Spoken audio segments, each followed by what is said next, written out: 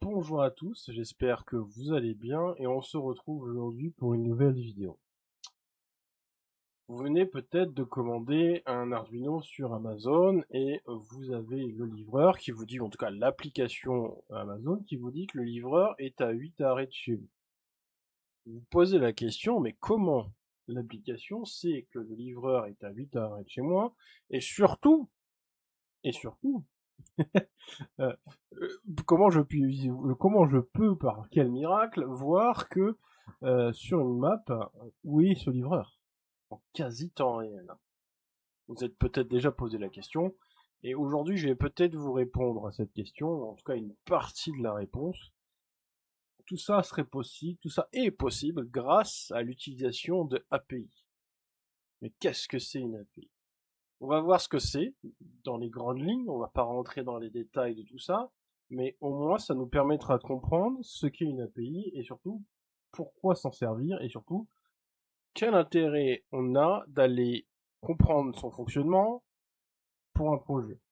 Et ce projet, vous le connaissez, c'est l'API et c'est l'écran Twitch qui va me permettre de remonter les derniers abonnés, les derniers followers et l'interaction de, de mes points de chaîne qui vont rendre dynamique cet écran.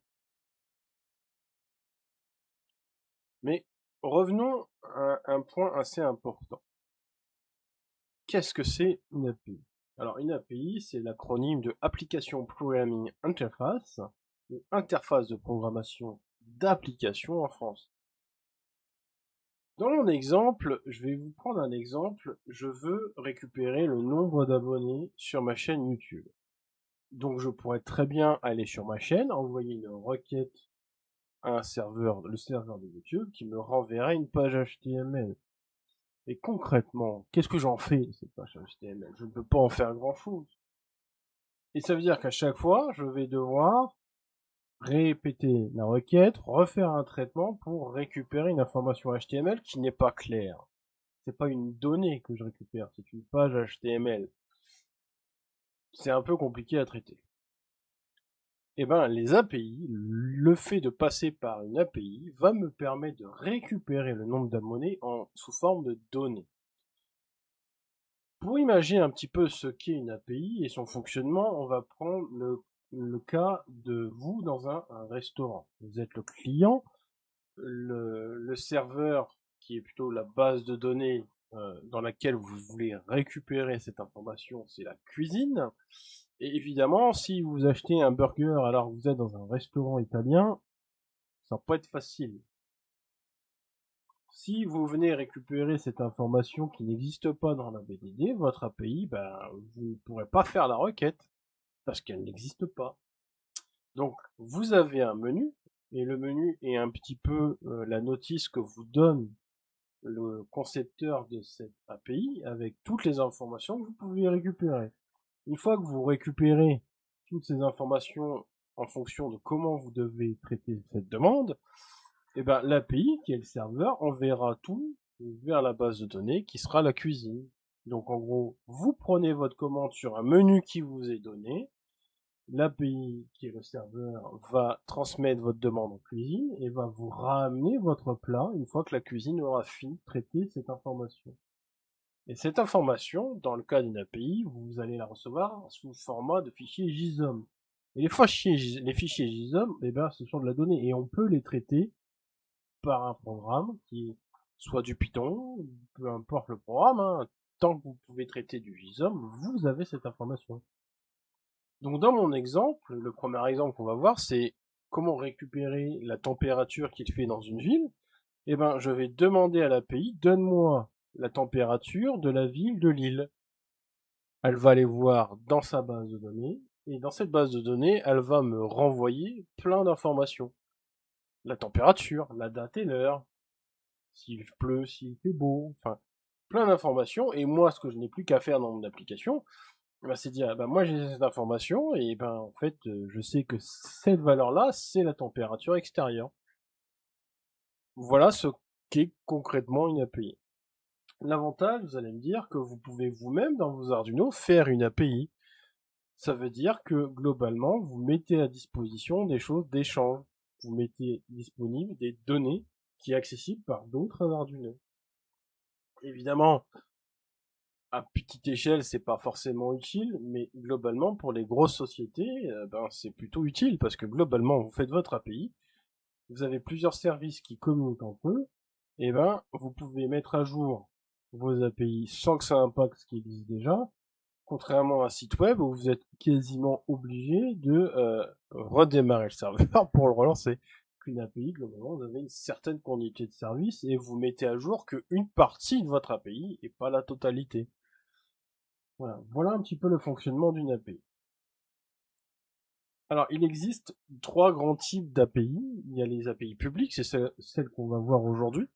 Vous avez les API privées dans les sociétés, c'est-à-dire que si vous avez plusieurs pôles qui sont loin entre les autres, vous pouvez avoir un pôle à Lille, vous pouvez avoir un pôle à Marseille et un pôle à Brest, et ces 3 pôles peuvent communiquer grâce à une API. Et donc, comme c'est privé, il y a effectivement des systèmes de sécurité qui se mettent en place pour que pas n'importe qui puisse y avoir accès.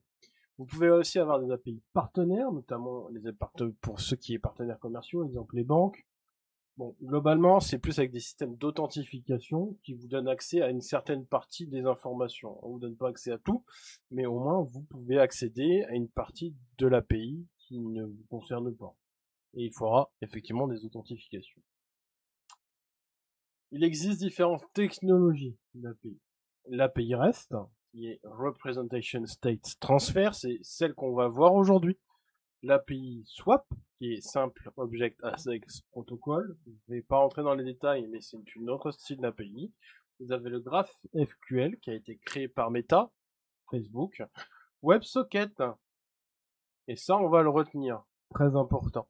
Le serveur prévient directement le client d'un changement. Et globalement, c'est ce qu'on va utiliser dans l'API écran Twitch. Pourquoi? Parce que je voudrais être averti de chaque événement que j'aurais présélectionné.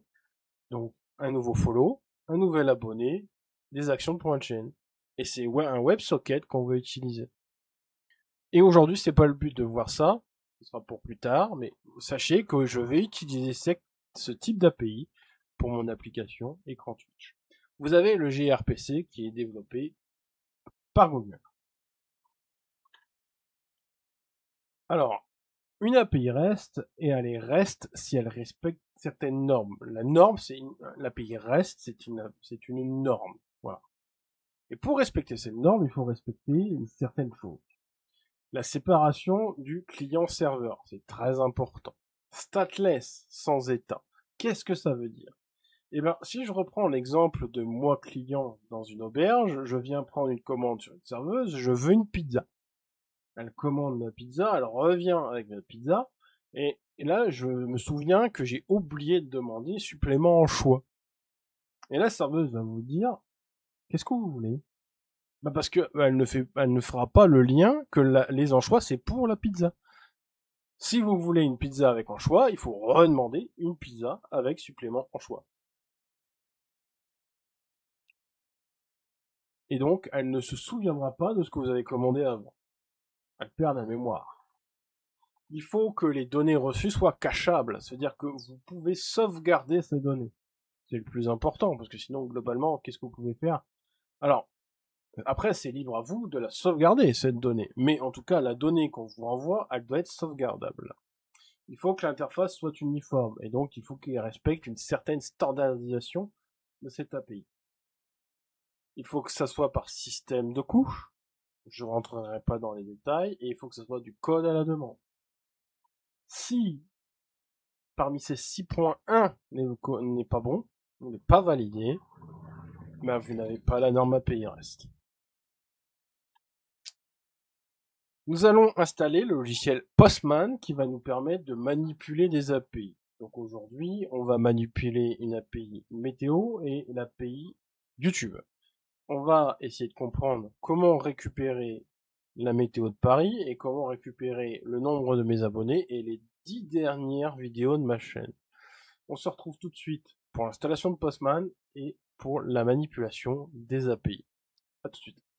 Alors, nous voici sur Google et du coup, pour tester nos requêtes via l'API, on va télécharger le logiciel Postman. download ici. On vient ici et on télécharge l'application, on l'installe et tout se fait dans le meilleur des mondes. Bon, du coup, une fois que vous l'avez installé, il n'y a pas de particularité supplémentaire. Vous pouvez lancer le logiciel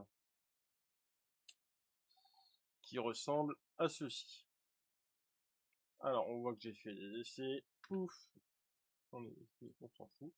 Donc, on a cette requête ici hein, qui nous permet de voir. Donc, alors, une requête HTTP, effectivement, vous avez les requêtes GET qui va nous permettre d'effectivement lire des données. Vous avez les requêtes POST qui vont nous permettre d'écrire des informations. Je vous en mets d'autres, il y en a d'autres qui existent, hein, mais globalement, on va pas les utiliser. Delete qui va nous permettre de supprimer des informations. Après, le push patch, aid et options, je m'en suis jamais servi, mais globalement, ce qu'il faut retenir, c'est que pour nous, dans nos projets, on va beaucoup utiliser les requêtes get et les requêtes post.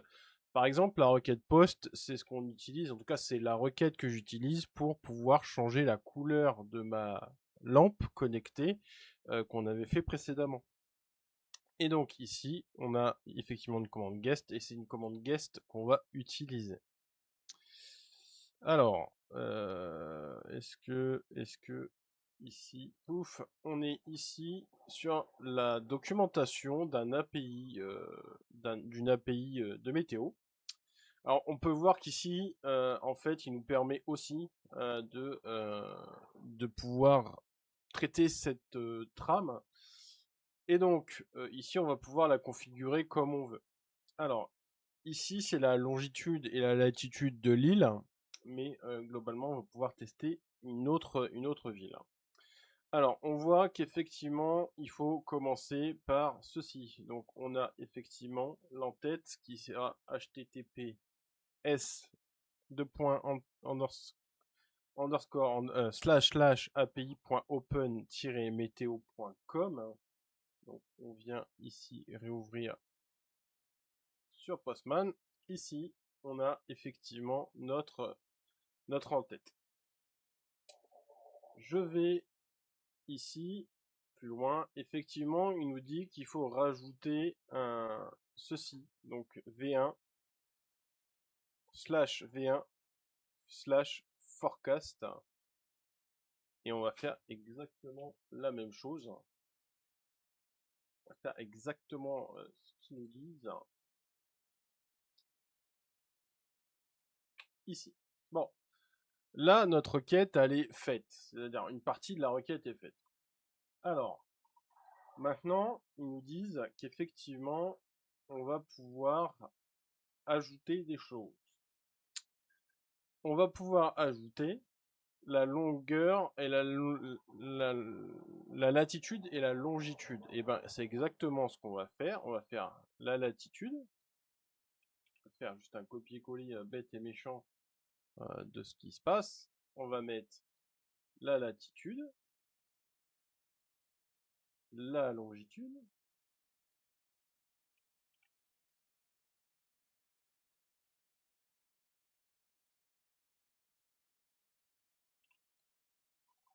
pour avoir ces informations, vous allez sur le site. Par exemple, ici, moi, je vais chercher Zerch, j'ai cherché Lille, et je pourrais très bien taper Marseille, par exemple. Marseille, ouf. On n'a pas de time zone, on n'a rien, on cherche pas. Donc là, on a la latitude.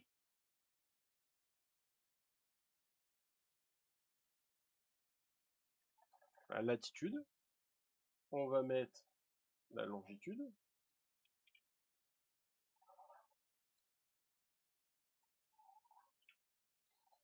Et ici, il va nous dire que en fait, il faut rajouter. Donc là, on a la latitude, la longitude. Donc ça, nous, on n'en a pas besoin. Le daily, on n'en a pas besoin. Donc ce qui n'est pas nécessaire, en fait, ce qu'on n'a pas besoin de demander, on ne le demande pas. Hein. Donc le daily, par exemple, ça va être les prévisions jour par jour. Hourly, ça va être des prévisions heure par heure. Voilà. En tout cas, ici, effectivement, vous pouvez effectivement définir la requête. Nous, ce qu'on va prendre, c'est surtout une valeur en temps réel. Donc nous, on va être en current. Donc on vient l'ajouter ici en current. Et on voit que notre requête, ici, elle est en train de se former. Une fois qu'on a la current, eh ben, qu'est-ce qu'on va lui mettre dedans? Ben, on ne sait pas trop. Ben, on va aller chercher dans la... J'ai pas fermé la page, j'ai pas été assez con. Non. Et on va pouvoir lui mettre plein de choses. Bon, du coup, qu'est-ce qu'on va lui mettre dedans? Eh bien, ici, on va avoir sur des paramètres qu'on va pouvoir lui mettre. Donc, moi, je veux bien récupérer la température de l'air. La température de l'air. Donc, ici, dans value, on va lui ajouter virgule. On va lui ajouter. On va ici lui rajouter l'humidité relative.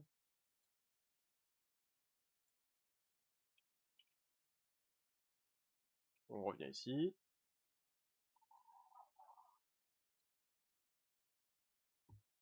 On va remettre l'humidité relative. Ici, on remet autre chose. Et on va peut-être vouloir récupérer une information qui est assez importante. Assez importante. Alors, l'humidité relative. Alors, le point de rosée, on s'en fout. La pression atmosphérique, bon, on s'en fout un peu.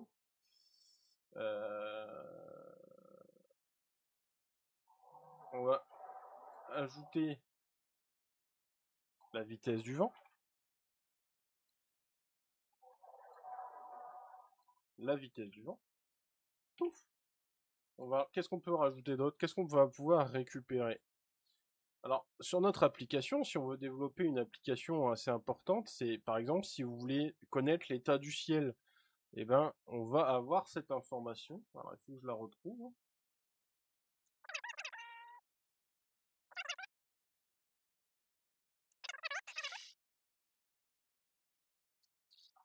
C'est weather code. Il est où ce weather code? Il est là, weather code ici. Il est là, weather code. Donc c'est weather code. Donc on retourne sur notre chose. Hop, relative, température. Je pense qu'on a largement ce qu'on a besoin. Et on a terminé notre requête. Donc, une fois qu'on a terminé la requête, on va faire send. Et là, effectivement, on a un petit problème. Il nous dit qu'effectivement, la latitude, elle est pas bonne. Effectivement. Alors, si on regarde un petit peu, est-ce qu'on voit ici une erreur 400? Ça veut dire que de toute façon, on n'a pas trouvé. C'est-à-dire que notre requête est pas bonne. Donc 400, c'est vraiment pas bon. La requête n'est pas passée. Alors moi, je sais l'erreur. Effectivement, ici, c'est le point virgule. C'est le virgule, il ne supporte pas. Il faut mettre le point.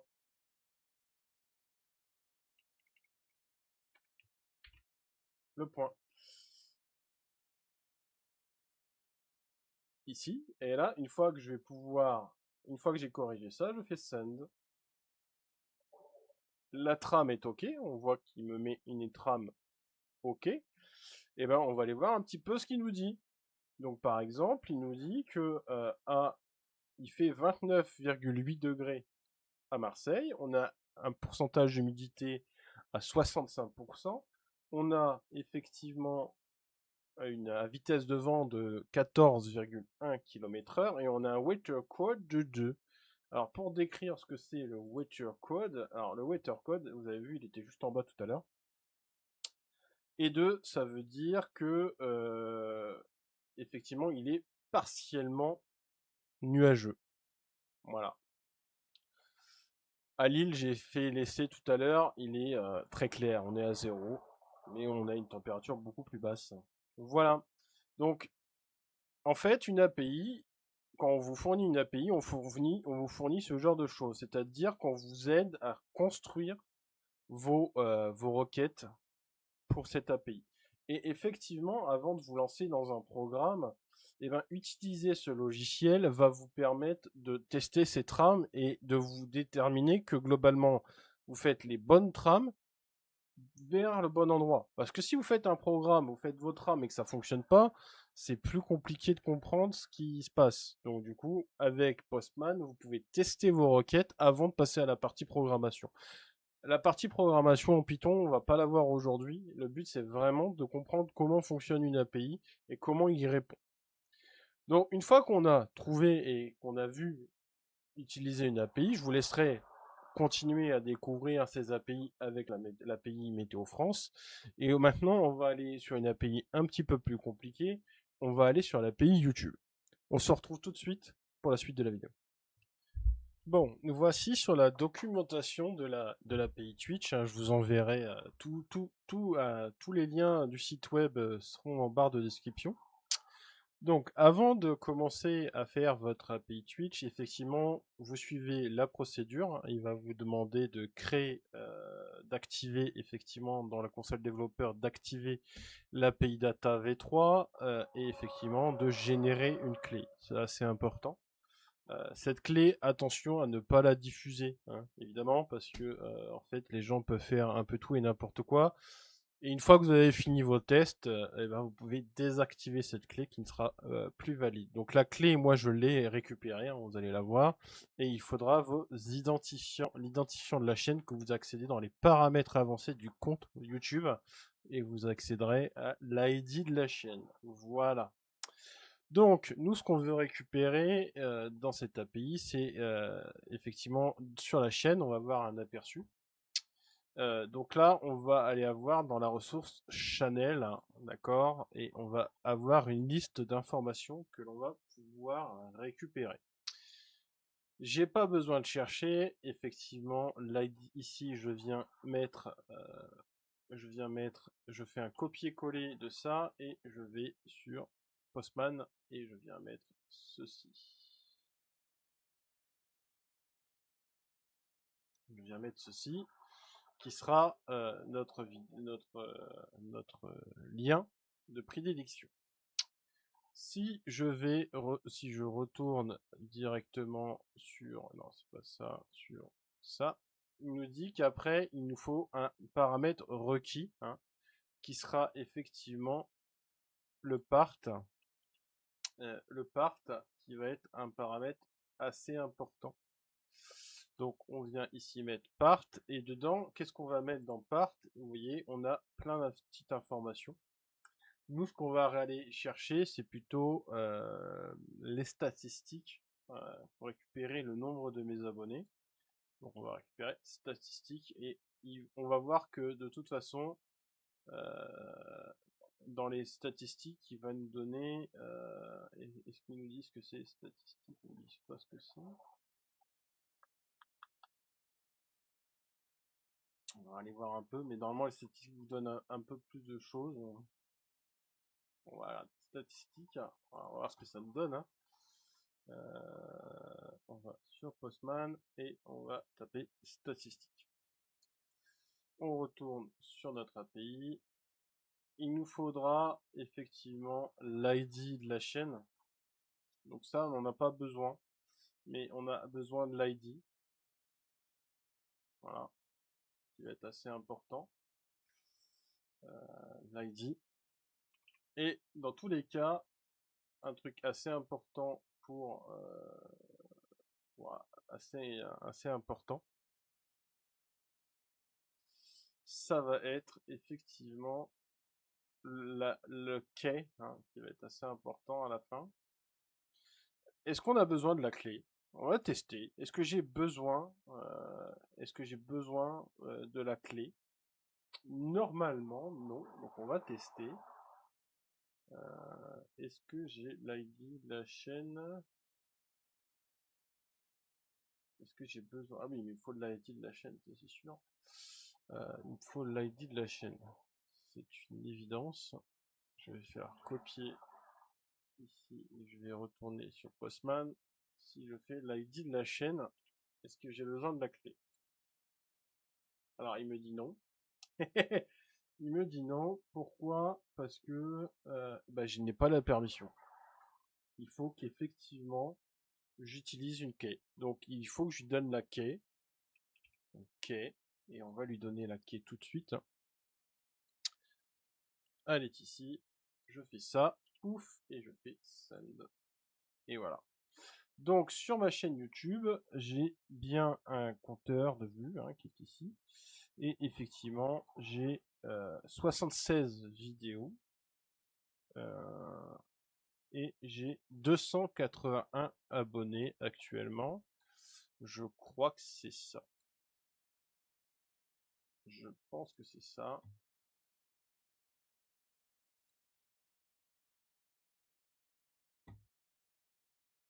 Je pense que c'est ça. J'ai 281 abonnés, effectivement. J'ai 281 abonnés. Alors maintenant que j'ai récupéré ce nombre d'abonnés, je pourrais aller récupérer autre chose. Je pourrais aller récupérer, je pourrais aller récupérer des vidéos. Si on a bien notre part, on est bien en Zerch, donc en part channel ID, part on met bien en snippet, en snippet channel ID, on met notre channel ID, channel type, on met any, c'est-à-dire qu'on veut récupérer tout. On peut effectivement récupérer dans type, on peut récupérer channel type, pardon. Je pense que c'est ça qui manquait. On va tester tout de suite, mais je pense que c'est ça qui manquait. Channel type, en fait, soit on récupère les only show ou any, donc on récupère tout channel. Je pense que si je retire ça, ça m'affiche rien. On affiche lors de max result, on va en afficher 5. On va les trier par date, on va choisir type de vidéo et on met le quai. Et on voit bien aujourd'hui, on a toutes nos vidéos qui ont été publiées, nos 5 dernières vidéos en tout cas, qui ont été publiées. Je soupçonne que si j'enlève le ennemi et que je les send, et ça marche aussi. Donc je vois pas ce qui buguait à l'époque, vu que j'ai fait la même chose. Bon, voilà. Donc vous voyez, on a réussi à récupérer le nombre d'abonnés et maintenant on arrive à récupérer les 5 dernières vidéos. Donc la dernière vidéo est effectivement l'initiation à l'Arduino, gagnez vous à tous les coups. Donc j'espère que vous avez aimé cette vidéo qui sera un peu longue sur les API, mais au moins vous avez compris l'intérêt de son fonctionnement. L'intérêt c'est qu'on va pouvoir rendre communicant directement avec avec Internet diverses choses, et l'avantage aussi c'est que maintenant vous pourrez créer des API pour vos propres applications. Si vous avez, on va dire, des projets assez conséquents, vous pouvez faire plusieurs microcontrôleurs qui s'échangent ces informations en faisant vos API, une pseudo table d'échange. J'espère que vous avez aimé cette vidéo, n'hésitez pas à mettre des commentaires, à liker la vidéo, et on se retrouve très bientôt pour une nouvelle vidéo. Salut!